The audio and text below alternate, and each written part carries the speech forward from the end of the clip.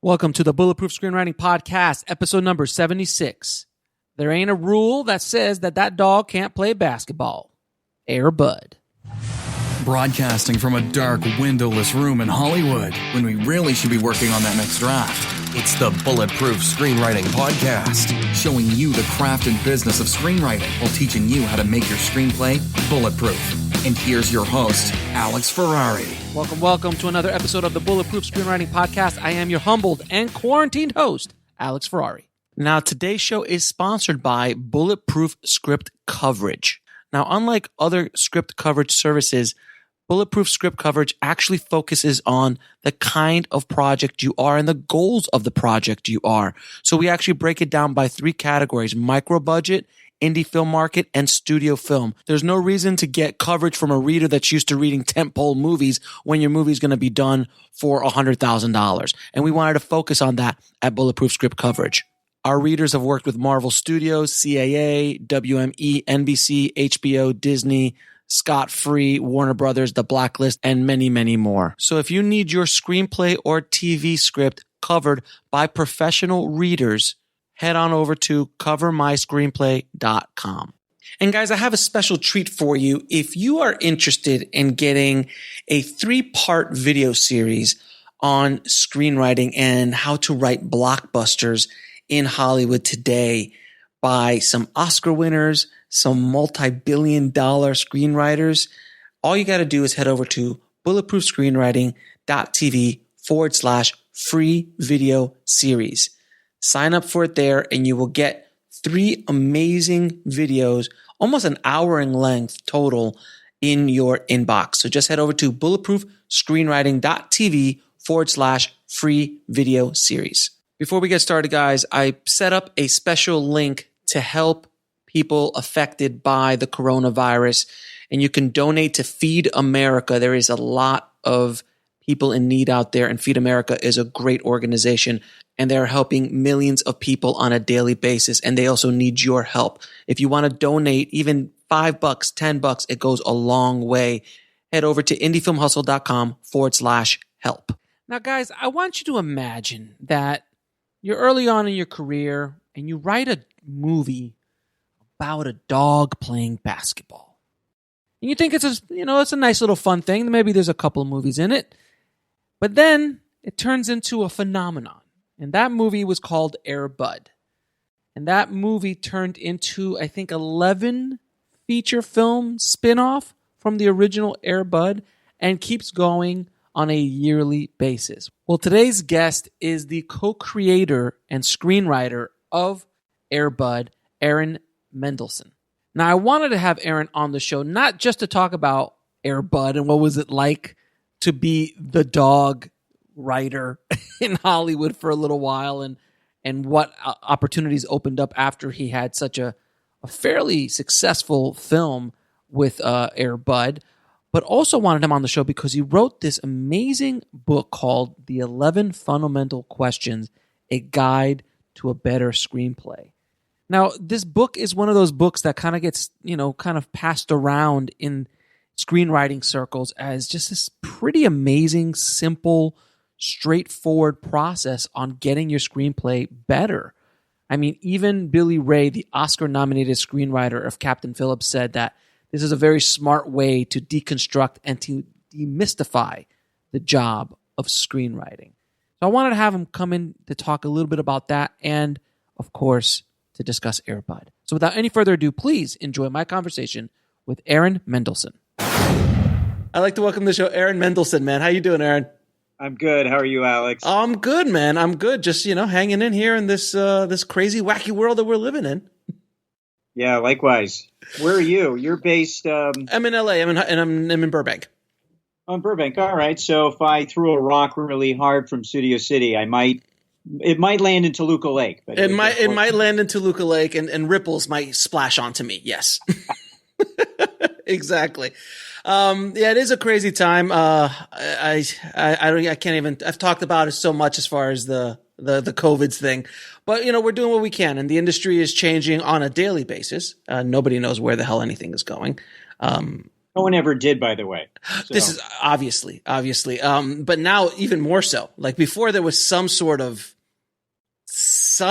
guidance. Like you knew that on Friday there was going to be released a blockbuster movie in the summer, and it was going to generate X amount of dollars, more than likely. We had that certainty. Yes, we don't have that now. No, it's true. It's but it makes it interesting. I think it was good for the world and Hollywood to kind of have a reset, have a little bit of a pause button. You know, it's interesting that the Black Lives Matter issue has really risen to the forefront during this time of reflection and reset. Because boy, I'm hearing a lot in the writers community how we think we're this progressive, liberal, egalitarian community, and probably compared to a lot of others we are. But there's so much even systemic racism and bias that happens in the writing community, in the screenwriting community, in television writing, that this has given us an opportunity to kind of reflect. Yeah, reset and see how we can do things differently going forward. There's no question about it. I mean, growing up, I remember watching. I'm a Latino man. Have been all my life, and I remember watching Looney Tunes and watching Speedy Gonzales, and I'd be just like, and I never thinking twice about it, but like as I got older, like, whoa, that's pretty messed up. Yeah, that's fairly like, okay, all right. So look, it's something that's inbred and I'm bred in this, but it's ingrained in the fabric, unfortunately, and something hopefully we'll be able to do. And we as filmmakers and writers have the power to really do some change, because filmmaking, movies, television, storytelling is the most powerful medium to start that change, without question. Absolutely true. Absolutely true. So we started off heavy, so we're going to go a little lighter now. So how did you get started in the business? I got started. I knew I was going to be a screenwriter since I was 5 years old, living in Anchorage, Alaska. And I knew I was going to go to UCLA and I was going to be a screenwriter, even when I was in kindergarten in Mrs. McKinnon's class. Obviously. I knew it. And I made it happen. I went to UCLA. I studied screenwriting at UCLA, and then emerged into Hollywood with a script under my arm that everyone passed on. Everyone shocking. Passed on it. It was a terrible script, so it's not surprising. And then I wrote another one, and I wrote another one. I got over this sort of illusion that you write one screenplay and the world's going to beat a path to your doorstep. It really was an iterative process for me, and my screenplays got better. But what was interesting is the thing that really broke through for me is that I wrote a script about my family. Mm-hmm. I wrote a script about how my dad came out of the closet after 27 years of marriage, and how, obviously that threw something of a hand grenade into the family. I mean, ultimately a good one, because he needed to be himself. But it was something of a disruptive event. So I wrote a movie about that in the early 90s, and everyone passed on it. Because it wasn't the right time. It was not the right time. They were just not doing it. And finally, the Lifetime Network stepped up. And we made the movie with Gene Smart playing my mom, and John Terry, who you may remember from Lost, playing my dad. And it was something of a little groundbreaking film. And so that was sort of that was one of my first projects. And it really took kind of like stepping back and writing something that was kind of highly personal, that broke me through. So it's the opposite of everything that everyone tells you, is not to write something personal. Like, don't write a movie about your family that's never going to sell, is basically the advice I've heard 1,000 times. I know. It depends on the family. I mean, true. Families are interesting. My Aunt Bina, but let me tell you, her stories, no. Aunt Bina is not interesting. Right. Your dad coming out of the closet and marriage, kind of breaking up because of it. That's a little more interesting, although even now, that's kind of passé. Yeah, well, I mean, Grace and Frankie alone. I mean, they built a series based on that concept. That's right. And they took the whole thing and added a bunch of spice to it, as they say. Yeah, you have to add spice nowadays. So yeah, but and that's another thing really interesting to talk about is timing, because sometimes there's certain script or certain movie, certain filmmaker, everything has to come together, kind of like in this vortex, and hit all at the same time for certain projects to go. Where 5 years earlier, 10 years earlier, it doesn't happen. As like the script, like you were walking around with the script, like I remember what Unforgiven was bouncing around Hollywood for like 20 or 30 years. Bodyguard was bouncing around Hollywood for like 30 years. Yeah. Well, they weren't going to make Westerns until finally, Clint Eastwood stepped up and said, hey, I'm the Western guy. Let's make this Western. Bodyguard, they had to get Whitney Houston, a big, kind of iconic celebrity to do it. So yeah, a lot of it's timing, luck. A lot of it's just courage. A producer or studio has the balls to say, yeah, I'll take a chance with this. It's not a superhero film. It's, a strange social commentary with a black lead in a white liberal neighborhood, and it's a horror film. I'll take a chance on that. And then they're surprised when people are like, God, I really wanted to see that. I've never seen that before. But there's just not a lot of courage in this town. They want to know that it's, they want to have some precedent. But I've said this before on the show. I mean, this whole town is run on fear. I mean, the entire town is run on fear and mitigating loss, not gain, taking risks for gains, but mitigating loss, because if you lose your job, you lose your reputation, and it's like it's like before. I remember back even in the 80s and the 90s, where studios would take multiple swings at the bat every year with their films. They'd do 30, 40 movies. They'd take some risky stuff. They'd do some steady stuff. But now it's like every single one has to be a home run, or people get fired. Studios might even go down depending on the size of the budget. Yeah, it's a shame. It's sort of a Reggie Jackson approach. It's all home runs or nothing, like you said. There used to be those. They were happy to have singles and doubles with these kind of lower budgeted dramas. The 70s were filled with these wonderful films, that were, The Conversation and, these great Blow Up and these great Taxi Driver. Taxi Driver. I mean, I'm not sure imagine? You have to turn Taxi Driver into a superhero or supervillain movie in order to get it made today. And well, they did. They did. The Joker. I know, right? That's the only way they'll do it. If we could put the Joker in it, then maybe we'll give you $20 million to make this film. How much was the Joker to make? It wasn't that. The Joker was probably 80 or 90. Yeah, but that's still pretty low because it's a character piece. It's not a special effects movie. It's like the King of Comedy, but with a guy with makeup on his face. And it's funny because Robert De Niro and Scorsese was attached as a producer at one point, so it just comes full circle. See, you could see what's his name, Todd, who did Todd that. Phillips. He probably said, "Okay, guys, I know it seems like an art film, but the reality is this film has been made before, and it did well. It was King of Comedy, Taxi Driver, so and we had the superhero thing, so it's a hit. Yeah. Come on, give us some money." And they made a lot of money with that film. They made a shit ton of money. It was a trivia question the other day that said the Joker was the highest grossing R-rated film in history worldwide. Did it break that? Jesus. Indeed. Yeah, that says something to Hollywood that we want this kind of storytelling. Yeah. We want this kind of R not PG-13, R tough themes. That's the Joker's a disturbing film.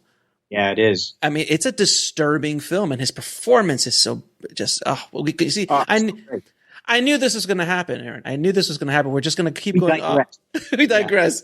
Yeah. So with all of this, we were talking about great cinema of the past. You have to tell me a little bit about your time at the Criterion Collection, sir. Criterion Collection was a dream job. So when I was at UCLA, I answered an ad to go work for a company called the Voyage company. The Voyager company, yeah. Voyager company. God, I forgot. And they were doing the early days of the Criterion Collection, these movies on Laserdisc. They had just come out with Citizen Kane and their first few films on Laserdisc, on CAV or CLV. Wow, CLV. See, so now you're talking a completely different language than most people listening. I understood everything you said. So I know what a CAV is. I know what a CLV is. And I also know what a laser disc is. So for the kids listening, a laser disc is, imagine a DVD, but the size of a record.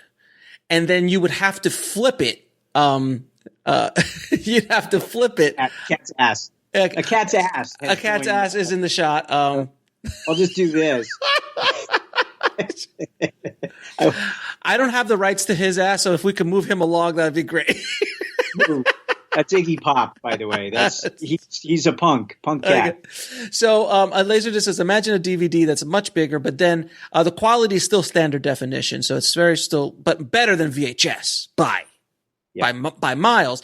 But you would have to, midway through the movie, get up and flip it. Flip it like a pancake and then put it back in and continue watching it. Now, if that on CLV, now we're doing a Laserdisc tutorial. On CLV, you would have lesser quality, but more time on the side of the disc. I don't remember what the timing was. I know on CAV, it's like half hour per side. I thought CAV was half hour per side. I think it might have been an hour. CLV was 1 hour, and CAV also gave you the opportunity to interact more. You could do more interaction with the CAV Laserdisc. And so the Criterion Collection, as you may remember, would always have special edition, a supplemental material at the end of the Laserdisc. So if you got the CAV version of a 2001: A Space Odyssey, which I produced, we had a whole side filled with extra goodies. Straight from Stanley Kubrick's estate that we added on to the end of the film, so you could take a real deep dive into the library of materials that went into it. Did you speak to Mr. Kubrick at all? Were you in contact with him? My boss did. He was, he never left England. Right. He sent us a new cut, though. He sent us like a 2-inch. He did a new transfer he was a big fan of the Criterion Collection. Mm-hmm. So he did a new transfer of his film and fixed a couple of things. And so we got a really pristine, beautiful print. On 2-inch. On 2-inch? 2-inch. To strike the – I know it sounds – I'm not even sure what that means. But it was a 2-inch tape. It was like a mastering tape back in the day. And 2-inch was like, pro. You're at the high level. Now it's probably like 80 inches, but now it's all digital. But the greatest pleasure I had was that I got to produce a special edition Laserdisc of The Graduate, which is my favorite film. And so much fun. We got a second audio track from this UCLA professor, Howard. Can't remember his name, but he did this amazing second audio. He knew that film like the back of his hand. I was telling you off air that The Graduate was one of my favorite Laserdiscs because when I was in high school when I saw it, I was collecting Criterions back in the day, and it was the first kind of experience to like film theory, like real film theory. And I mean, he analyzed every freaking frame of that. It was just magical to listen. And for people that are listening, you have to understand that I think Criterion was the one that came up with the concept of director commentary. I don't think there was a director commentary prior to that. There may have been one or two special editions here or there, but it really became our whole métier and the supplemental materials, and it really became Criterion Collection became the kind of the pinnacle. The cinephile place. Cinephiles, exactly. And I think they still, they have a Criterion channel. They still come out DVDs. But that was really, for someone who was in film school at UCLA at the time, it was a dream job, and it taught me a lot about storytelling. So and we could talk about Criterion for about another hour, but we shall move on, Aaron. Now I'm going to pitch you a movie. It's about a dog who plays basketball for a high school. It was, I think, high school team. Would that pitch work? No. By the way, that's a terrible idea. It's a horrible, absurd. It's absurd. Silly idea. And by the way, we did pitch it. Like that? We pitched Air Bud. And everyone said that's ridiculous. So we ended up, my old writing partner, Paul Tamasy, and I spec'd the script for Air Bud. And we didn't just, think of that ridiculous idea and then write it and then go find a dog. We met the dog first. Obviously. There was we were with the Broadway Danny Rose of agents back then. He represented us. He represented dogs. He represented, one-legged bearded ladies. Got it. Fair enough. So, like the upper echelon. Got it. Upper echelon of agents. Yes. And so we came in the office one day, and there was Buddy sitting there, and our agent's like, guys, you got to check out this dog. This dog's remarkable. He's obsessed with balls. We're like, that doesn't sound like. No, you got to. And he started throwing balls at this dog, and the dog would bounce them back to us and catch baseballs and hockey pucks. And he's like, you got to write a movie for this dog. He's David Letterman's favorite stupid pet trick. And we're like, okay, it's not exactly what we envisioned for ourselves when we got out of film school. Right. We're going to write Taxi Driver and stuff. And we all are, obviously. My gay father story. Hey. But we saw that this was a pretty remarkable dog, and we realized, okay, it's a pretty stupid pet trick, really, that this dog can do. He'd been doing halftime shows and stuff like that. Right. But we realized that really at the core, if we wrote a movie that's really a love story between a boy and a dog, and that the reason that the dog plays basketball is because he realizes the boy loves basketball and the boy is lonely. He just moved to this new town. Oh, wow. And he sees like playing basketball with this boy would actually, awaken this boy and enliven him and empower him. And then we knew when we had that little Post-it note of kind of what I call the central idea, mm-hmm. which is everything the dog does, he does for the boy. Once we knew we had that emotional through line, that foundation, we knew that we could prop up this movie. We could build a movie on this kind of silly gimmick. And the movie just kind of flowed from us at that point, and we wrote it. But then all the studios passed on the script. They're like, this is ridiculous. A dog doesn't play basketball. We're like, well, we have one that does. They could not be bothered. Yeah, right. Really, talk about courage. This little Canadian production company, Keystone Productions, had made one or two like erotic thrillers at the time. Skinamax style. Skinamax right. Films. They saw the promise in this film. And this should be a script on how Air Bud was made. Air Bud, the making of. Start off with softcore porn. Yeah, I won't even tell you about the strip club they took me to when they were shooting this film, because this is a family podcast. Obviously. So I resisted, just, So we wrote that. They loved the script. They optioned it. And then they brought on Charlie Martin Smith to direct. Charlie Martin Smith, you may remember, was an actor in American Graffiti and a lot of other films, Never Cry Wolf. Mm-hmm. He was kind of that toady character. Yeah. I remember him. So he worked with Carol Ballard on Never Cry Wolf. Carol Ballard did The Black Stallion, which is one of the most beautiful, moving films ever. And a boy and a horse. And so Charlie brought that kind of ethos to the film, kind of a Carol Ballard-esque, gentle, moving, not a ton of dialogue. I mean, he really kind of like, in our rewrite, encouraged us to really kind of make it more moving and more emotional and quiet and more like Old Yeller and all these films. And so I think that he did a beautiful job of conducting this film, directing this film, and making something that, we thought was just this kind of little silly film. Right. And it's kind of become a thing. Oh, no. I remember when Air Bud came out, and I was like anybody else who saw the poster, it's just ridiculous. But by the way, they're right. They're right there. They're right behind you. Silly. It's ridiculous. It's a dog playing basketball, like the dogs don't play basketball. But also for everyone listening, Walt Disney picked it up to distribute it.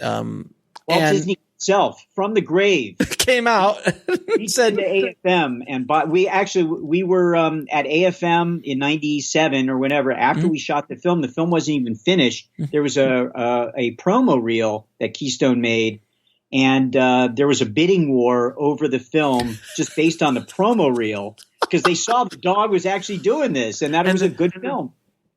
And they bought it. So Disney bought it Disney heard about it at AFM and was like, no, we need. I mean, it is a Disney film. I mean, if you're going to do it, that's a good route to go back then. Even Disney would never release that in a million years today. But again, it's about timing. Right. It's about Disney Plus would release it, but Disney Plus, yeah. It's too small. I mean, it's a $4 million film. It looks like a little tiny character. It sort of has a very low budget vibe to it, but they recognize the sweetness of it. Right. They also probably recognize there was a 10 film franchise in this thing, and they're like, ka-ching. Wait a minute. Well, I mean, so you got Air Bud going, and so now it gets released, and it does fairly well. Yeah, it does. How much did you remember how much it made? I think it made like 30 million at the box office, which is not a ton, but for a $4 million film, it was great. But video, it must have just sold hundreds, like on DVD. My house in Studio City, I bought from the first residual check I got from the video release of the film. Oh my God. Yeah. And I can only imagine. So how did the town treat you as a screenwriter? Because you're the Air Bud guy now. Like Air Bud guy can't write Taxi Driver. That's just not, can't write Taxi Driver. So how did the town treat you? What doors opened up? Because I always love when I have someone on the show who's had, not only success, but phenomenal success in an area of our business. Yeah. I'm always fascinated to see how that took you to the next place, or what opportunities presented itself, or how the town treat you. Because a lot of times there's this kind of myth of like, oh, they just must have just pulled up the truck and just dumped money on him, and he could do whatever he wants. I'm like, nah, it's something. It's an interesting line, writing a film that was very specific like that, and very, very subgenre like that. It did open up some opportunities. My partner and I sold a couple of pitches. After that, we were hired on a couple of things. They're always family films, so we definitely got pigeonholed, family, comedy, that kind of thing. But we also, because Air Bud was so narrow that it wasn't like we were suddenly on the A list. It was very a small bucket. However, what's happened is that whenever we would try to, we broke up a couple years later and I went off on my own. Whenever I try to do something which is really my forte, which is character-driven drama, they look at 13 films on my, because I get credit on all the Air Bud movies. I only wrote the first two. Mm-hmm. But they see this huge IMDb page filled with Air Bud credits and then a couple of other family films that I've done. And they don't believe that I can do drama. Right. So I've had to try to reinvent myself by speccing drama scripts, drama pilots to show and prove that I'm more than just kind of a one trick dog. And as like you've said, that franchise went on to spawn with 12 other movies? 12 sequels, I think. Because my daughters have seen all of them. I'm sorry. It's the space buddies, the spooky buddies, the treasure buddies, and I can imagine they're just sitting around because I know you don't have anything to do with these. So, but I'm sure there's some executive somewhere sitting around like, all right, what can we do? Let's get a bunch of puppies and put them on a treasure hunt. Oh, then now they're in a haunted house. Oh, now let's put them in space. Yeah, sure. Like a superhero. There was a superhero one too. I remember they all got superpowers as dogs. Like and they talk now where Air Bud didn't talk. No, now they're talking dogs. It's become something of a twisted, there are a lot of negative words I can say, but at the same time, they would send us a check every year when they would make these things. So I can't complain. No. We originally envisioned maybe 3 buddy films because the original dog could play basketball. A trilogy. He could play basketball, which was remarkable. He could play football, which became the second film because he could catch these huge spirals. he also could play soccer. So we envisioned 3, maybe 4 because of hockey and, volleyball. I mean, maybe. Yeah, well, they did. I think they ended up doing volleyball. We envisioned at least it sort of staying within sports, and we wanted it to stay real, where it really felt like this was a dog in a human world. And, but then eventually the sports movies started running out of steam, and the Keystone people came up with the quite brilliant idea to base it on the puppies. And those puppy videos made a fortune. Oh my God. They made a fortune. They make them for like, $3 or $4 million every year. And they would sell like hotcakes. And because kids love their talking puppies. I mean, well, it's talking puppies. I mean, it's not it's not hard. Like I always tell people, like, if you want to make a successful movie, have a dog save Christmas. Like you got a dog saving Christmas, you're good. It's funny you should say that. Because my next film, sir, is about talking puppies who save Christmas. And I think that's already been done. They're fully grown dogs, but they do save Christmas, yes. So what I'm hearing from you is that you're very upset that this company has not taken the true essence of what you had in mind, the seriousness of what the art of the basketball playing dog in the original film, and have bastardized it for money. For money, of all things. I mean, we went Hollywood. into the earbud business. We went into the earbud business for the art of it, for the artistry, and we wanted to make the Joker of basketball playing dog movies. That's right, and they went off to make the Green Lantern. The horror, sir, the horror. No. And I'm assuming that you're so upset about this that every time they send you that residual check, you just rip it up. I just give it to charity. I give it to dog rescue. Yes. Fair enough. So it's very interesting. Very interesting. The whole Air Bud saga. Oh, and it's, you mentioned I teach a couple of classes at Loyola Marymount. I've been teaching there for a few years. And a big conversation we always have is, do you brand yourself as a certain kind of writer? Or do you follow your muse because you may want to write a whole bunch of different things? And it really is a dilemma. Because if you do brand yourself, you actually can be at the top of, or you can be on the lists. As, like Zach Penn, very early on, branded himself as a great action writer, an action adventure kind of writer. And he's formulated a tremendous successful career out of this. You look at Jordan Peele and these other guys that are, are kind of sticking in their lane in terms of the kind of things they write, and they have a lot of success. But as writers, we often, we want to write different things. But then the problem is then the town doesn't know what kind of writer you are.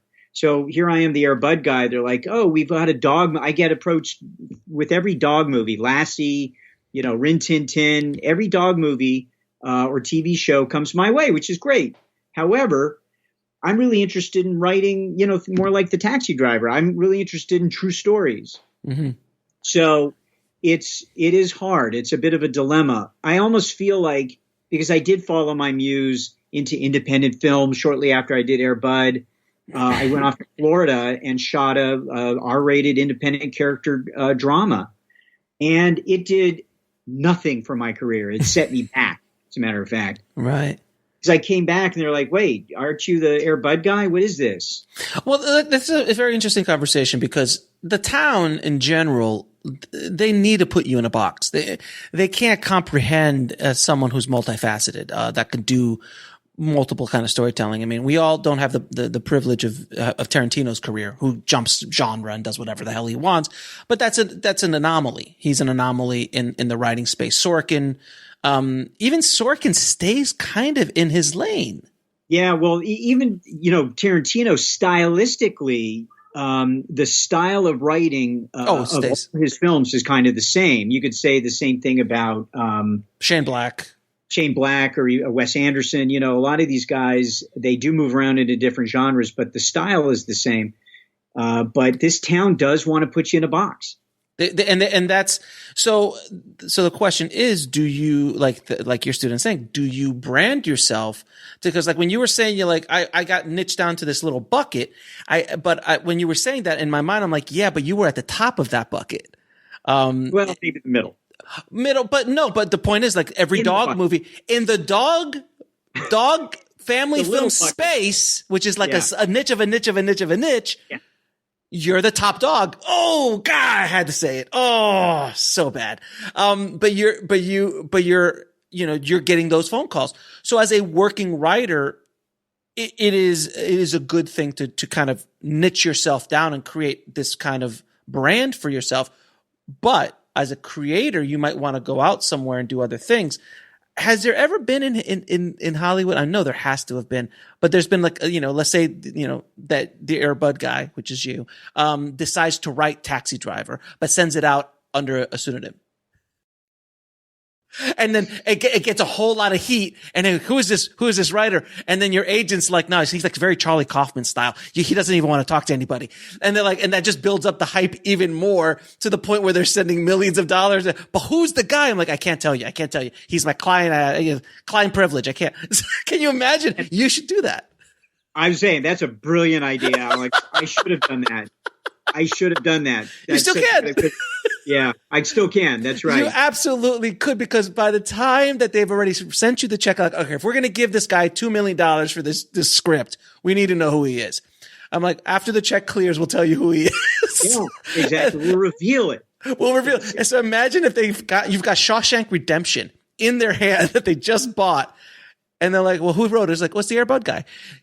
What? Yeah, the reveal. The blood draining from their faces. What have we done? It was like when Peter Jackson got what's his guy? The guy used to run New Line. He hired Peter Jackson off the pitch for the Lord of the Rings films. And Peter had done The Frighteners and a couple other films. Heavenly Creatures. And Heavenly Creatures, which was a fantastic film. Heavenly Creatures and Frighteners, which was also great. But look, he's not Cameron. I mean, he didn't have. It's not Spielberg. He didn't have a history of like massive films.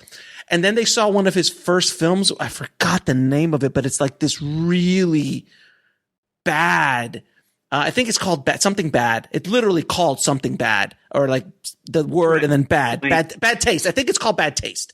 And it's like this Corman style, heads exploding horror comedy-ish thing, like really bad. And then they said, oh my God, we've just given this guy $200 million.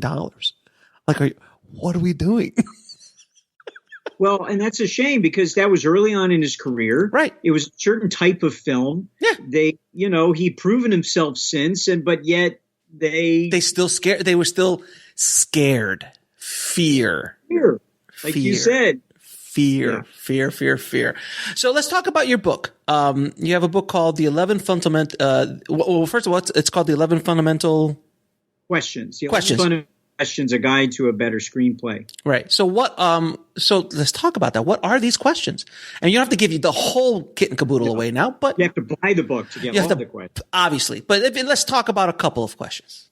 Well, first, the inspiration for the book, I've had a story breaking technique for probably 15 years now, where I would ask myself a series of questions that were meant as kind of like a stress test to test the storytelling, and then I started teaching that technique in seminars, and then people started saying you should put it into a book.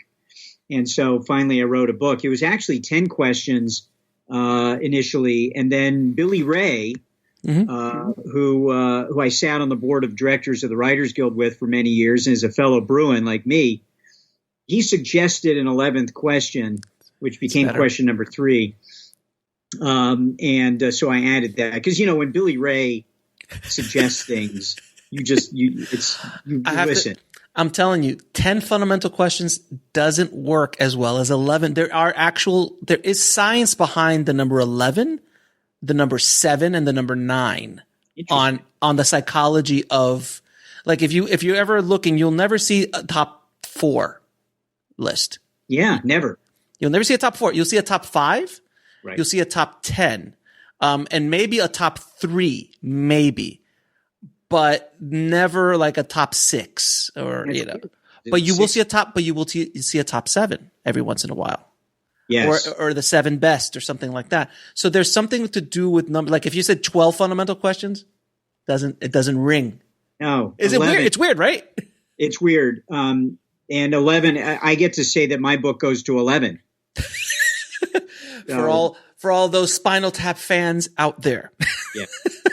It's funny, as another digression, speaking of those numbers, one of the things I did at the Writers Guild was start the 101 best screenplays, greatest screenplays list. All right.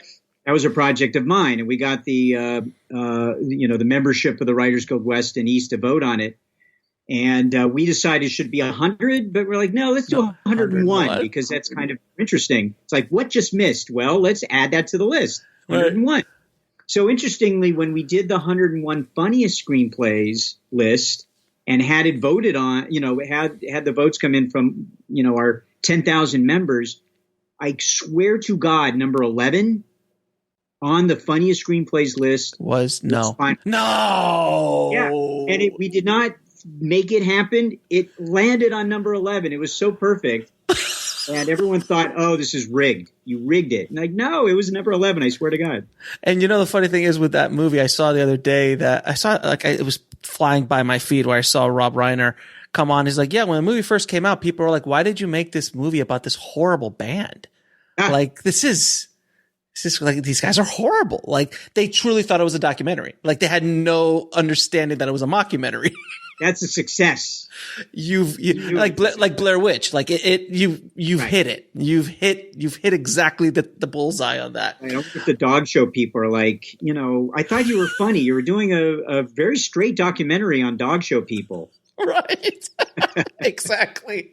and local theater. So let's take top 3. The top 3 questions you would like to discuss out of year 11. Okay. What would be? Well, the first question seems like the easiest and most obvious, but it's actually really important. The first question is, what is my story about? And what's interesting about that one is it forces the writer to distill their story into, I have it broken down into 1 sentence and then a 4-sentence log line. And you'd be surprised at how hard it is for us we writers, us writers, mm-hmm. to often distill our stories into a simple, it's like a simple 1-sentence log line that tells the story, and that often tells us that our story's too complicated or it's unformed. So, like, I have an example here of what I think is a really good 1-sentence log line. You'll figure out the movie here real quick. Hold on. Let me find it. There's a dog. A good-hearted but insecure king who suffers from a debilitating stutter mm-hmm. is forced to work with an eccentric speech therapist to deliver the speech that will save his kingdom. It's clear as day. That's a wonderful logline. For obviously, that's Air Bud 2. Actually, I think it was Air Bud 2. Air Bud 2, the Electric Boogaloo. But what's good about that log line is it not only describes the central character, his best attribute, as well as his fatal flaw, which, by the way, is not his stutter, but is actually his insecurity. His stutter is an antagonistic force. We get the context. He's a king and is forced to work with an eccentric speech therapist.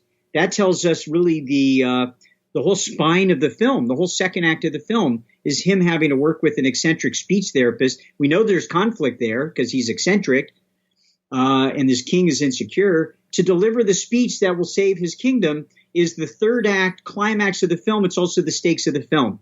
So all of those really key story elements are baked into that 1 sentence. And if you can't do that with your film, you may have a film or a story that's overly complicated. So I always start there. I do a 1-sentence log line, and then I'll do a 4-sentence log line. Yeah, and that's one thing I found even when I did my writing, and all the scripts of scripts that I've read over the years, is that sometimes writers they think they're so cool, and they're so complex that it's not about being the most complex script. It's about being the simplest, getting the message across, because you have 90 minutes, you have 90 pages to tell. You've got this much to do. And that's right. And that's it. You can have a really complicated story, but there has to be, going back to Billy Ray, he likes to say, what is the simple emotional journey? Mm-hmm. What is the simple, which goes to your point, it can't be, the basic story can't be over. Emotional journey. What's the emotional element that's going to really hook your audience? You notice even in some of the best action films, there's always this emotional undercurrent of family. It's about brothers. It's a mother-daughter, or father-daughter story. And my cat's knocking my computer off. There's always some kind of, it's a family, in the Fast and Furious movies. There's always an emotional story that winds through what could be the biggest, twistiest Mission Impossible movie ever. So what is the simple emotional journey is another good way of sort of summing up question number one, which is, what is your story about? Mm-hmm. So that's an important one. I would say question 4, which is kind of 2 questions, is very important. I'm just looking at it here to get it right. Who is the central character and what is their conscious and unconscious desire? So obviously, who is the central character? It's good to really kind of home in on, is this who's the one who is really the hero of the story that has the biggest arc? Or is it a two-hander? Or is it an ensemble? But more importantly, what is their conscious and unconscious desire? And this is something, after studying many, many films, that really kind of formulated in my mind. Invariably, your character, your hero, sets out with a want, a conscious desire. I want this. I need this money because I'm broke and they're going to break my legs if I don't pay off the debt, or I'm in love with this girl, or, they want something, their conscious desire. They go on a journey to get it. They have a flaw that's inhibiting them, from a fatal flaw, which is another question, that's inhibiting them from being able to get to it. They're fearful, they're insecure, they're greedy, they're whatever they are, or they're even too noble. However, during the course of the film, they often start to see that there's something else that they really want, an unconscious desire. And so then you get that tension between what they thought they wanted and what they discovered that they really want. So if, like in The Matrix, if Neo, what he really wants at the beginning of the film is just find out the truth about the Matrix. Find out the truth about the Matrix. But he never imagined in a million years that he would have anything to do with his unconscious desire, which is to be the one, to acknowledge that he's the one and bring down the Matrix. He is so far from that at the beginning of the film. He just wants to know the truth. He's a cog. And his fatal flaw is his belief that all he is really a cog in the machine, that he is too weak of a human to be the one. And that's why you have the low point of the film, which is when he says to the Oracle, I am not the one, because he's given into his fatal flaw. Right. Now, I want to take a character and put this onto the test. A character that we all know, and I'd love you to analyze, Rocky. So Rocky, we all have seen Rocky. It's one of the most enduring characters of all time, as the 150 movies. They're catching up to Air Bud in the amount of sequels. But Stallone is getting up there. So I don't know how many more of these we can do. Well, yeah, he's had puppies, and Apollo Creed had puppies. Right, exactly. So it's kind of the same. They stole our thunder. I'm sure that's exactly what Stallone thought when he was making the next ones. All right, so Rocky, so what is his external goal and what's his subconscious goal? Yeah, so there are some movies where you have a noble character, a character who does have a noble conscious desire. but it's an impossible journey. So I always say either you have a character who's flawed and they have kind of this conscious desire, which is a selfish desire, but then along the way they kind of fix themselves and find a selfless desire that we as an audience want them to attain. However, there are movies like Rocky where you have a character who does have a noble conscious desire. He wants to be taken seriously as a boxer. Mm-hmm. He wants to be taken seriously as a boxer. He really feels like that he's a contender. He should be taken seriously, and no one's taking him seriously. That is a noble conscious desire. However, in his case, he has an impossible journey.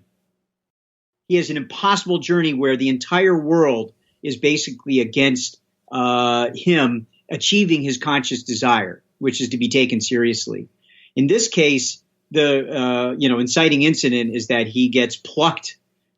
He gets plucked by God to fight in this championship fight, but it's a gimmick, right? And he completely turns it down. Yeah, he sees. He knows. He's like, no. I'm going to get my ass killed. I'm not ready for you, champ. Right. So that's a case where he actually, he's a reluctant hero. He saw an opportunity that was brought to him, but he knew at that place in the movie, in the first act of the film, he's in no place, no condition to be able to go after that particular golden ring. But then with the encouragement of of his brother-in-law and this girl, Mickey, his old trainer, people who used to believe in him, or the girl down the block who has her eye on. Usually it's love, it's family that sort of encourages the hero to overcome their trepidation and go on the journey. And so he does.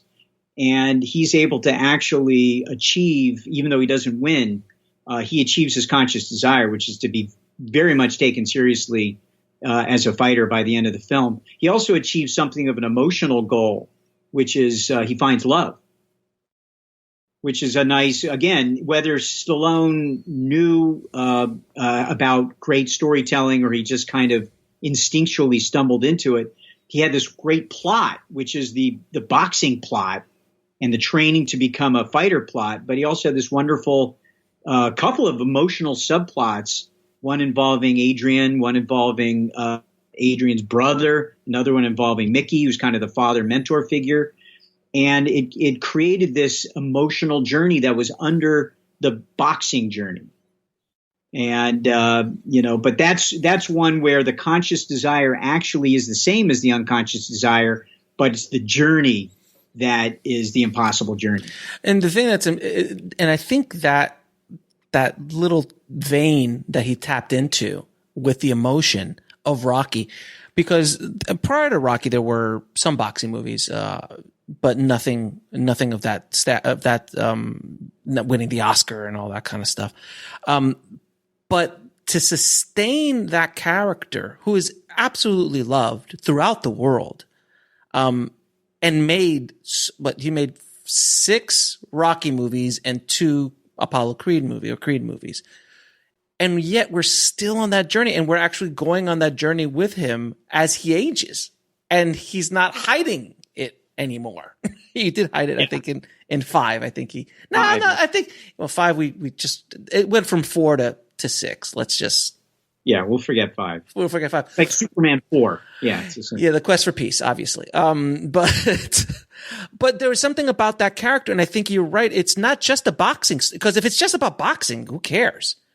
Like, if it's just about a dude wanting, because you could only see that movie so many times about him going to get the championship or losing the champion. Like, there's only so many of those stories you can do. But it's that emotion. It's Adrian. Yeah. It's Mickey. Like when Mickey, spoiler alert, when Mickey got killed in Rocky 3, or when Apollo, that emotion is what kept it going, because it's not about, it's not about boxing. Kind of like Air Bud is not about a dog who plays basketball. Exactly. And the films that fail are the ones that lean too heavily on their main plot, which is usually kind of an intellectual exercise, whether it's an action film or that kind of thing. It's the films that really go back and forth between, or really more effectively unite the emotional plot with the main sort of intellectual plot. and have them bump into each other. And we see how, Rocky's pursuit of the crown is filtering into his relationships with Adrian and Mickey and Bert. His name was not Bert, but Bert, the brother-in-law. Yeah, I know. Oh my God. Oh, it's going to drive me nuts now. I can't believe I can't remember what his. Was it an Italian name? Was it like Saul? No. No. Okay. Hold on. So while you're discussing the next the last question we will go over in this episode, I will look up. Okay. So I'm going to say that. Although now you're distracted, so no. But the audience is listening. Oh, good. Okay. Then you'll ask really stupid questions that have nothing to do with the thing I'm saying. You look it up. The third, I'm going to go back to question 3, and this is actually the one. Pauly, sir. Let's move on. Now we can move on properly, sir. It's Pauly. These are the important things. Yes, exactly. So, and third of the 11 questions you would like to discuss. Okay, so the third of the 11 questions I'd like to discuss is actually question number 3. A lot of my initial questions in the 11 questions are kind of foundational, first act, backstory kind of questions. And then, the later ones addressed low points and all that stuff. This question number 3 is the one that Billy Ray suggested to me, which is, what is the central idea? So this is an important one because it's not to be confused with the log line. It's different from the log line. The central idea, as I say in my book, is the overarching notion or theme that drives the story forward and is tested in every scene. It's like the thesis of your story, okay? So, and the question that it poses is often finally addressed by the critical test at the end of the story. So an example might be... Well, When Harry Met Sally is interesting because Nora Ephron, I'm pretty convinced, thought of this central idea before she even came up or wrote the script, which is, can men and women be friends without sex getting in the way? Mm-hmm.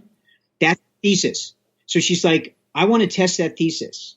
And so she, introduces this woman who's coming off of this relationship and this man who just seems to be, it's all about getting laid. And he throws them together where they start to form this friendship. That's this awkward friendship that starts to really grow over the course of the second act. But as it grows, there starts to become this sexual tension between them. And we as an audience start to wonder and worry, we want them to hook up, and yet we're worried that if they do, it'll ruin it. It'll ruin it. And in fact, you get the low point of the film, that wonderful shot after they've been in bed together, and you start on Sally, and she's smiling, because she's happy and she thinks that, and then you pull out and you see Billy Crystal with this look of horror on his face. Right.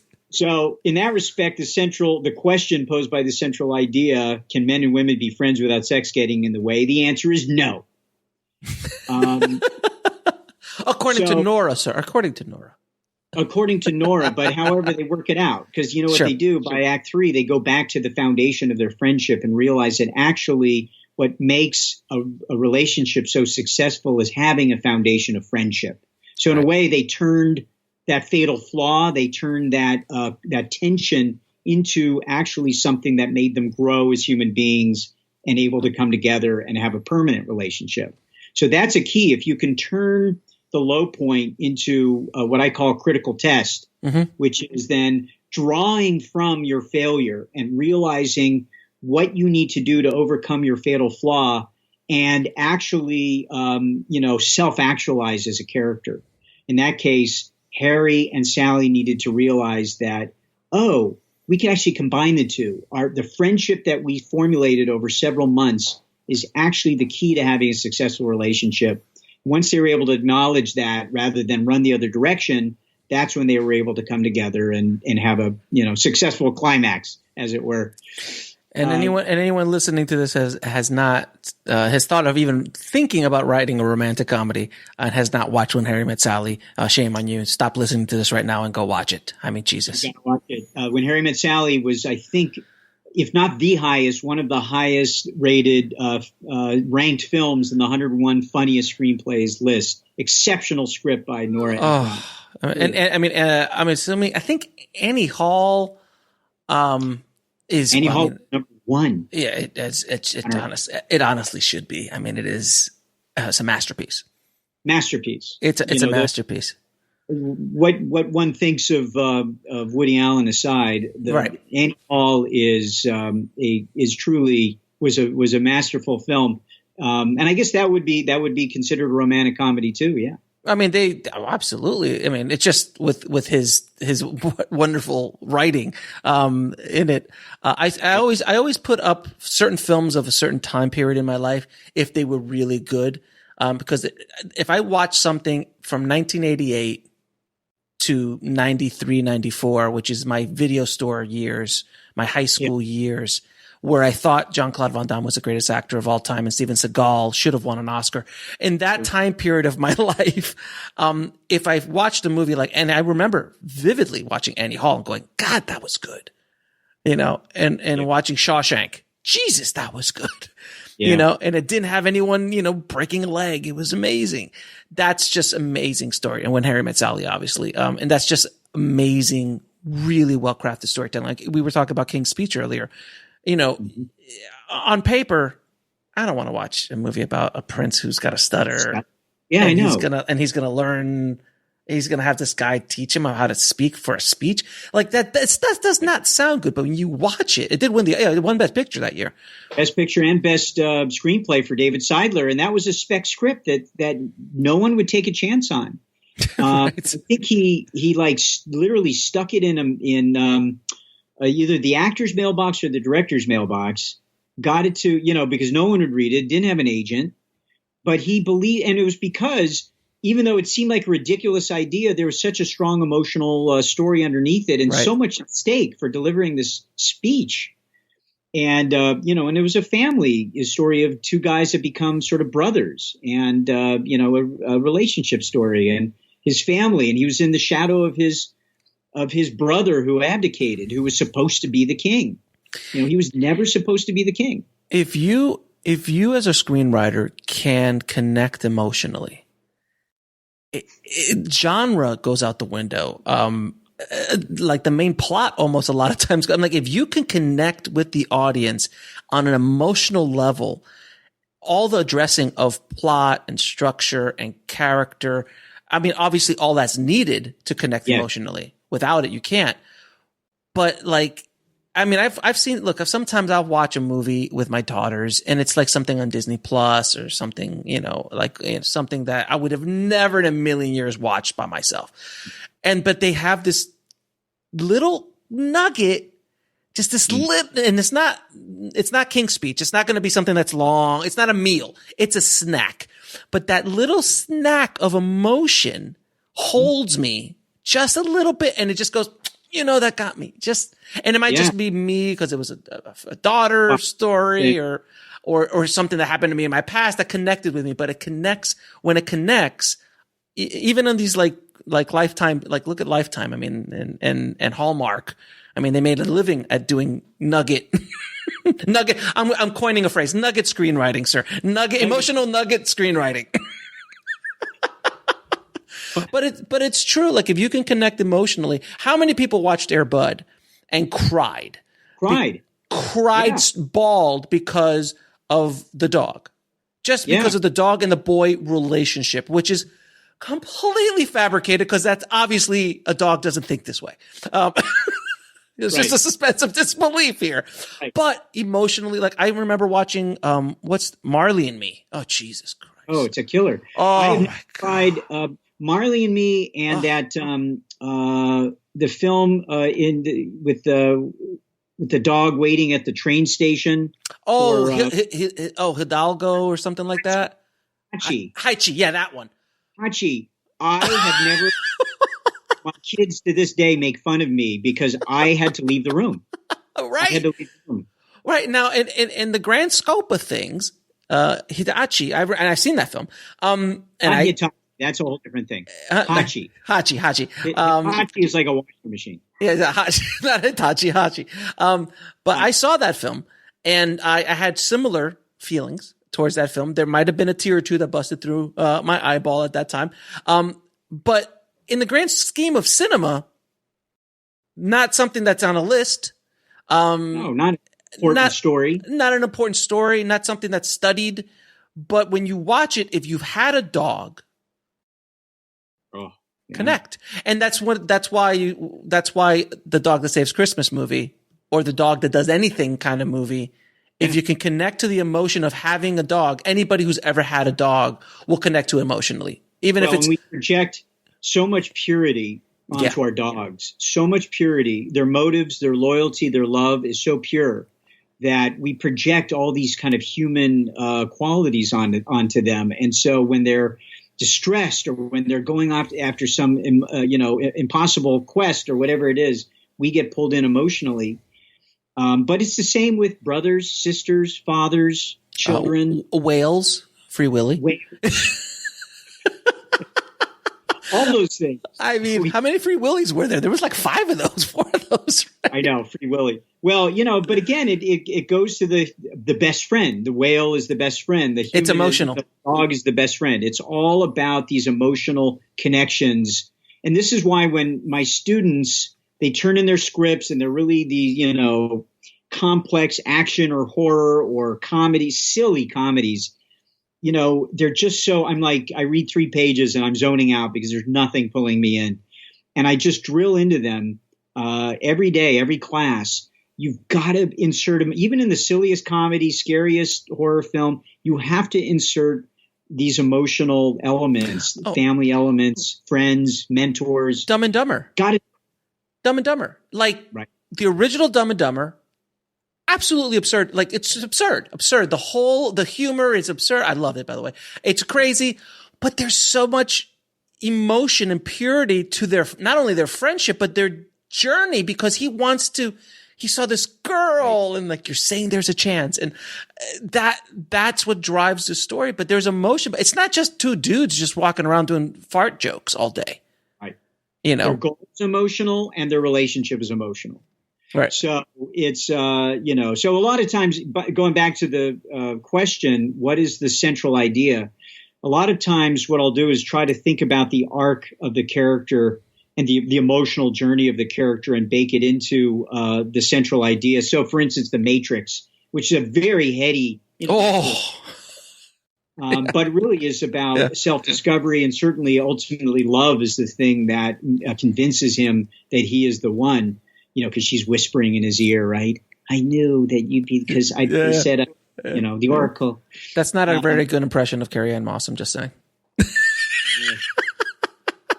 I do a much better Larry Fishburne. That's exactly. Neo, exactly. So the central idea for The Matrix is Neo can only get over his sense of being a cog in the wheel and accept that and be the one is when he accepts that he is the one, when he believes that he's the one. So if you think of the arc of Neo over that film, he wants to know what the Matrix is. He wants to know the truth. After he learns the truth, he's kind of happy to be a foot soldier in Morbius's little army. But God forbid, he doesn't want the responsibility on his shoulders. He's resisting. He still believes he's a cog, like we all kind of do, that we're powerless. It's only when he gets over his belief that he's a cog and believes that he is the one, when he is able to be the one.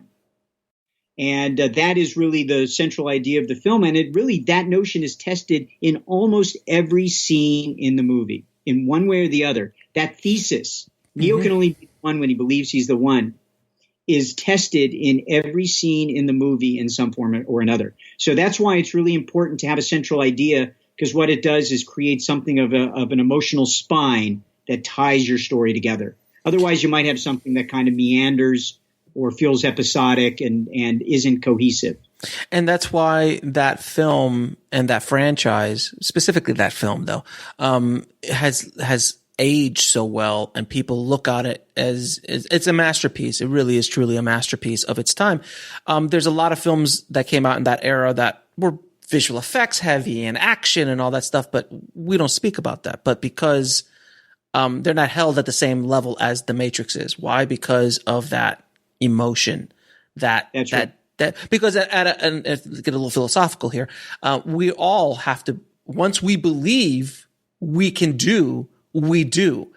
You know, it really is. It's a movie about faith. It is a movie about faith. Right. And generally in our industry as a whole, and I'm really going to go deep here, we won't achieve what we want to achieve until we believe we can achieve it. And that's the starting point. Like, if you can't believe you're going to write a screenplay, you're not going to write a screenplay. As Henry Ford, was it Henry Ford? I think he said, like, if you believe that you can or you can't, you're right. Mm-hmm. That's good. I mean, you're absolutely, if you really can or you really can't, you're right. So it's up to you to believe to move forward. I do want to ask one more question before I ask you my series of questions I ask all my guests, because we could talk for hours. I know. Can we put the test to the three questions we've just talked about to one film that I'm just beating it up in my head trying to, and I haven't seen it in a while, and I actually have to watch it again. Are you ready? Are you ready to see if we could test this one? All right. Airplane. Airplane. Yeah, okay. So yes. So yes. I remember it. You tell me what is the simple emotional journey of Airplane? Well, obviously to survive the plane. There's the plot. The plot is to land. But if I remember, and again, I haven't seen it probably in like 10 years, other than like in a sitting. I've seen clips of it over the last 10 years. But if I remember correctly, the main character who was the pilot, there was some sort of emotional attachment to the stewardess. Flight attendant. Sorry. They called her stewardess back then. A flight attendant. And there was there was something drawing those two together. And there was a love story at the end of the day. I just remember all the funny parts. I don't, because it's just so funny. If you remember the Robert, what's his name? Robert Hayes. Robert Hayes. Yeah. He was a broken guy. Yes. With a drinking problem, he drank throat in his eye. He had a drinking problem because he led a mission where George Zipper or whatever crashed. Right. So it was funny, but at the same time, it's a true emotional thing. He led a failed journey as a pilot. People died under his watch. Yep. It's led to him having a broken kind of life where he couldn't love or be loved. And he is stuck on this plane, and he gets pulled reluctantly into the pilot seat, and he's able to do it by virtue of Julie Haggerty's kind of love for him. Yep. Now I remember it. Now it all came coming back. But that's right. So that's the driving force of it. I mean, the movie is remembered because it's just so damn funny. I mean, it's still, but that had an emotional story. But listen again, without that emotion, the story can't move. It's just a bunch of gags. It's just sketch comedy at that point. One sketch comedy get after one sketch comedy kit, and there's no emotional throughput, or line or foundation. So I just wanted to bring Airplane up because it's a unique, because that's a slapstick comedy. And this is why those slapstick spoofs, the scary movies and things Naked like Gun, that. Some of them work. Most of them get terrible reviews. A lot of them fail. They have to be under 90 minutes because they just cannot sustain. Airplane is kind of considered a classic because not only is it funny as hell and the jokes really work, and most of them at least. There's some. Today. Yeah. Some of them wouldn't play so well today. Right. Or Blazing Saddles, the same thing. I mean, Jesus. I know, right? Blazing Saddles too. But even Blazing Saddles too, there's a strong emotional root interest in that. It's a friendship between a broken, shooter who was shot, Gene Wilder, and Cleavon Little, who's a hero who happens to be black at a time where you cannot be a hero and black. Right. So, and they formed this friendship, this almost love story between these two guys. So good. You're rooting for them. Right. I'm playing as we're talking. I'm playing back scenes in my head, and I'm just laughing because, I mean, Blazing Saddles just, oh my God, it's so good. It's. I'm not sure if Blazing Saddles would work today or not, but it really is an anti-racist film. No, Mel actually talked about that. I mean, he did the Hitler, was it that Hitler movie? I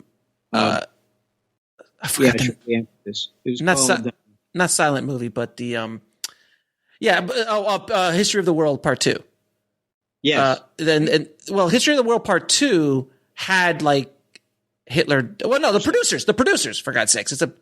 Producers, one of the greatest. I mean, it's about a play about Hitler. I mean, come on. Yeah, Springtime for Hitler.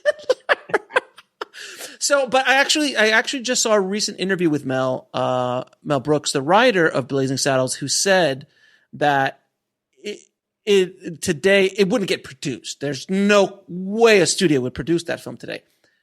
But if you look at it, it's an anti-racist. It's completely making fun of it. And when you make fun of things like that, that imagery, that kind of toxic stuff that they're talking about, it just brings them down. It takes them off their pedestal. Like Hitler, obviously, Springtime for Hitler. I mean, he destroyed him. Chaplin did it. Chaplin did it as well in the Dictator, in the Great Dictator. So there's a place for that. Now, will it offend people? Obviously, it's going to offend somebody because that's the world we live in. But again, Aaron, we could talk for at least another 2 hours about story, and this is fantastic. I love this interview. I'm going to ask you a few questions I ask all my guests. What are 3 screenplays every screenwriter should read? Okay. I would say, it caught me off guard. I would say Shawshank Redemption. Yes, man after my own heart.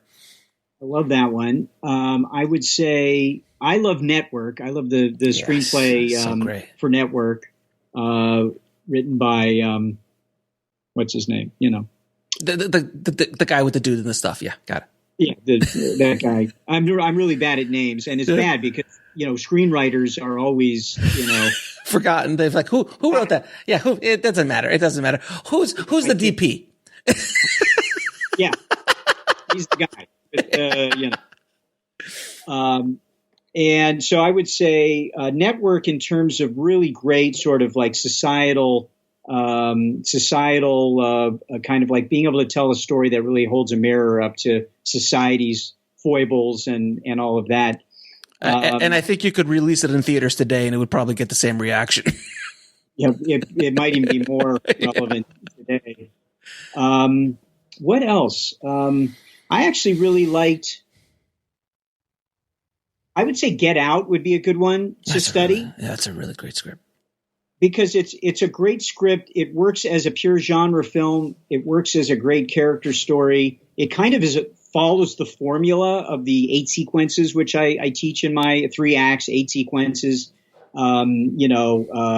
First act, second act, midpoint. It has a low point. So it follows a lot of the sort of the formula of good writing or typical writing, but it also then also kind of like has this undercurrent of satire to it that's very kind of clever in there. In horror, and I mean there is satire in horror, like George Romero, Day of the Dead. Night of the Living Dead, but Day of the Dead. Was it Day of the Dead was the one in the Dawn of the Dead? Yeah, in a mall. Yeah, the mall one. That was completely satirical about everything he was trying to say there. Great horror can do that. Yeah. Okay. So those are 3 good choices. What advice would you give a screenwriter wanting to break into the business today? Okay. So this kind of goes back to what we were talking about earlier. I know that what people, the inclination might be that I need to write my Avengers, or I need to write something that is like, a home run, big box office film. But what people are really looking for are unique voices. And they're looking for disruptive stories. And this today, better than any time in history, is a great time to tell a story from a point of view that has not been told before, whether it's LGBTQ stories, African American stories, Latino, Asian stories. It's a good time now to tell stories that are not just white male hero stories. And you don't have to be, and that's the other thing is that I often my writers of color that are in my class, the women, they feel this pressure to write stories about women and writers of color, and they really want to write something else. I'm like, do it, write something else. There's no better time than right now to write the story that you want to write, even though it seems fringe or weird or plays with structure. Agents, producers, they are looking for fresh voices, wild stories, stories told from the fringes. But again, even in those kind of stories, as long as there's an undercurrent of human emotion that we all can relate to. This is why Parasite did so well. Parasite is really a story of a family who was aspiring to be greater than they were, and they kind of went the wrong route to do it. And Slightly. Paid the price. But, it was a family story, but it was twisted as hell. So I would say the advice is to write something disruptive, write something that's going to surprise, not something that people are going to expect. Fair enough. What is the lesson that took you the longest to learn, whether in the film business or in life? It really is about character. And this is and I tell my students this too. I used to come up with these really big gimmick, great high concept movies. And I would just sort of pour everything into the concept and not think enough about the character. Mm-hmm. What's this character? What's their central major flaw? What do they want? What do they think they want? Who are they? What's their personality? What's their backstory? Where do they come from? So now I really force myself to think a lot about my character. How can I make my heroes different than, usually you make the supporting characters really interesting, but the hero is really vanilla and generic. How can I make my, maybe instead of a, white male lead in this horror film, I'll make it a diminutive, mute cleaning lady of a woman. And maybe my film will be more interesting with a character like that, who I've really thought about her backstory, that she's mute and yet she's also full of a spitfire and spunky. She loves watching dancing. She believes in, that monsters are not necessarily monsters. She yearns for love, but also knows when to let it go. Think about all those character traits before I actually write. Sounds familiar. Sounds familiar. I don't. It should be a movie, I think. I think you should write that into a movie. Absolutely. When you were saying that, there was a character that I was remembering that is such a wonderful character, Leon from the Professional, or Leon, Jean Reno. He loved watching old, he took care of a plant. That was a thing. I'm assuming you saw that movie, right? Years ago. Yeah, yes. He took care of the plant. He used to watch, I think either Charlie Chaplin or dancing. Fred Astaire. So he was an innocent child. That's so different of a hitman than a hitman would have been. Imagine if that would have been just a gruff dude that was a war vet. The cliche. Right. But he's completely different. And then he has to take a girl, and then he has to teach a girl how to be a hitman. That's interesting. It's far more interesting. Far more interesting. And that's true. And if you take the time, and sometimes it takes half a day, or a day, to really think about your character without getting into the script and the plot. Think about the character and how to make your character. Actually, my question too in my thing is, how are you honoring and disrupting your genre? You want to do the same thing with your central character. How is your central character? How are you honoring your genre with your central character? But how are you also disrupting the genre with your central character? How can you make them different? Something that makes them pop, that makes them interesting. Cameron Crowe is really good at creating characters like that. As good as it gets. And no, that's James. That's James L. Brooks. Yeah, James L. Brooks and Cameron Crowe. They spent a lot of time thinking about their characters, Greta Gerwig, before they actually even think about what the plot is. Now, what was the biggest fear you had to overcome to write your first screenplay? That I would be exposed as a fraud. Yeah. A lot of people get that answer. It's just, my concern that I would write this thing and it would suck and people would hate it. And you know what? My first screenplay, probably half the people did hate it. And the other half of the people said, you got promised, but call me later, kid. And it was them. It was the positive, constructive encouragement that I got from the handful of people that saw that in my first script, that I had some promise, that I was going for something, that encouraged me to write the second one and do it better. But boy, getting over the fear of failure and rejection, it's a big one. And what did you learn from your biggest failure? The character thing. Okay. You know, one of the first films that my old partner and I wrote was some kind of Jack and the Beanstalk story, and it was just filled with gimmicks. And we just didn't spend any time really thinking about Jack's character. And it was this huge, it was like it went out to the town. It was going to be this auction. The agency thought this was like, I think right after Air Bud was getting made and we were, kind of hot.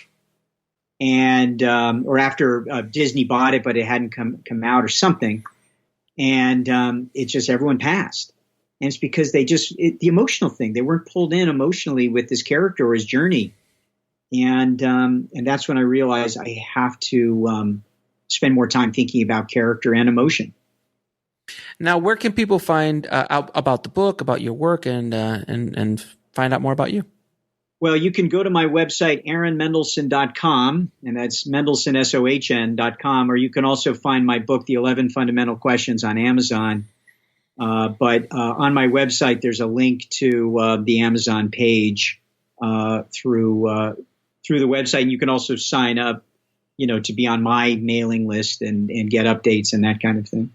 Very cool. Aaron, man, thank you. It's like I said, man, we could keep talking for at least another 2-3 hours. So I do appreciate you taking the time out to talk to the tribe and hopefully help them along their screenwriting path. So thank you so much, brother. I appreciate it. It's been my pleasure. Thank you, Alex. I want to thank Aaron for coming on the show and sharing his knowledge and experience with dogs that play basketball as well. So thank you, Aaron. If you want to get a copy of his book or reach out to Aaron, please head over to the show notes at bulletproofscreenwriting.tv/076. And if you haven't already, please head over to screenwritingpodcast.com and leave a good review for the show. It really helps us out a lot. Thank you guys for listening. And as always, keep on writing no matter what. I'll talk to you soon. Thanks for listening to the Bulletproof Screenwriting Podcast at bulletproofscreenwriting.tv.